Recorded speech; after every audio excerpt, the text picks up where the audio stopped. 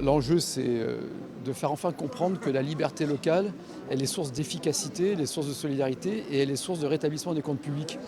Que les vieilles recettes de la centralisation, non seulement elles découragent l'esprit civique, mais en plus elles dépriment et dégradent les comptes publics. C'est un peu paradoxal dans l'esprit français où on pense que plus un ensemble est grand, plus il est bon. Et pourtant c'est une réalité partout dans le monde. Il est temps qu'elle soit entendue en France.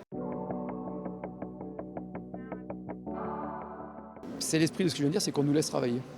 En fait, c'est laisser-nous faire. Il faut que l'État il lâche prise et s'occupe de ce qu'il regarde, c'est-à-dire le régalien, la sécurité, la justice, tout ce qui relève de la solidarité nationale ou du monopole de la violence légitime, comme disait Max Weber, et que sur le reste, eh bien, on comprenne que la subsidiarité ascendante doit s'appliquer, c'est-à-dire que la décision elle doit être prise au plus près de l'habitant, du citoyen, et on doit remonter vers des échelons plus grands quand on a besoin de mutualisation ou de taille critique.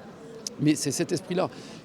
Très concrètement, ça pourrait se traduire, par exemple, par une revendication très très forte de l'AMF depuis de nombreuses années, c'est que le pouvoir réglementaire d'application des lois ne soit plus du domaine de l'État et du décret, mais du domaine de la réglementation locale.